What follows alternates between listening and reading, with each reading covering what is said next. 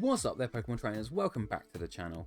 In this video we'll be focusing on the upcoming DLC, The Hidden Treasure of Area Zero, and we'll discuss the intriguing possibility of a brand new playable region inspired by the island of Gibraltar. Let's jump right in. That's right, for the first time since Gold and Silver, we may be getting a second playable region in a Pokemon game. In Pokémon Scarlet and Violet DLC, the Teal Mask, we will be going to another region. In the DLC, we venture off on a school trip to the land of Kitakami, where a great mountain towers over the land and people live at its base. It's a place of tranquil neutral expanses, featuring rice paddies and apple orchards. But why do I say this is a new region? Well, the fact that Jotonian Wooper spawns in the wild means that Kitakami is not part of Paldea. Otherwise, we'd have the equally adorable Paldean Wooper spawn instead. One of the trailers for the DLC is even named Explore Beyond the Borders of Paldea, meaning we are actually leaving Paldea for one part of the DLC. Kitakami isn't a traditional region like we are used to seeing in Pokemon games, but because this new land appears in a DLC, it's likely going to be a much smaller island off the coast of Paldea somewhere. This also fits in the theme with Paldea itself.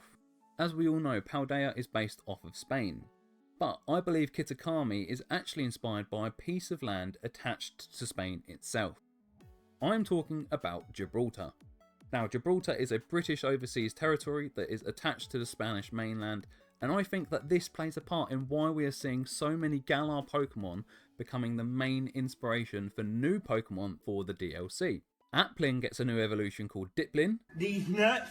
Applin getting a third evolution is a bit strange. They could have just made a regional variant of Applin, or even made Diplin a convergent form. And then Poltergeist is a convergent form of Sinistea, which I do really love the look of. It's grass and ghost, which is a good theme, and it likes to repair things. In the trailer we're seeing it repairing a car, and even Tinkerton's hammer. Then I don't know if we're going to get an evolution for Poltergeist, unless this is the first stage and they're going to give us an evolution.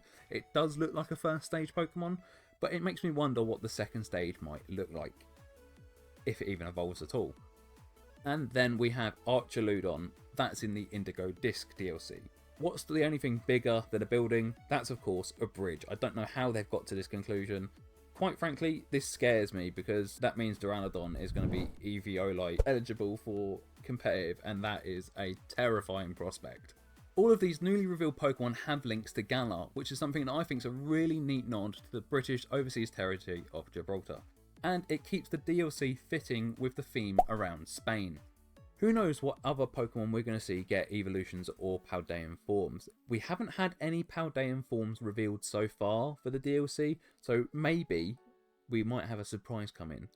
Another thing that hints towards Kitakami being influenced by Gibraltar is the Great Mountain that resides as one of the main features of Kitakami's landscape.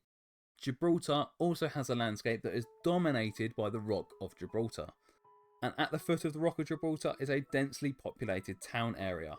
Does this sound familiar? Now, the Rock of Gibraltar isn't as big as a mountain, but it seems to be too much of a coincidence that Kitakami also has a massive slab of earth as one of its main features. Pokemon regions have always had Japanese influence as well, which is why the Teal Mask DLC story and legendaries are based off of Japanese folklore and festivals. We still need to see just how big Kitakami is, but I am loving everything we have seen so far. It's only a few weeks to go until the DLC is released, so we might even find out more in the coming weeks. I don't think this theory is too far-fetched. Let me know what you think in the comments down below. That's a wrap for today's video, Pokemon trainers. We've delved into the intriguing possibility of the new playable region Kitakami based on Gibraltar in the upcoming DLC, and I cannot wait to see more and get my hands on this when it first releases. I'm still also waiting on my region based on ancient Egypt. Maybe one day, or even Generation 10, this will become a thing.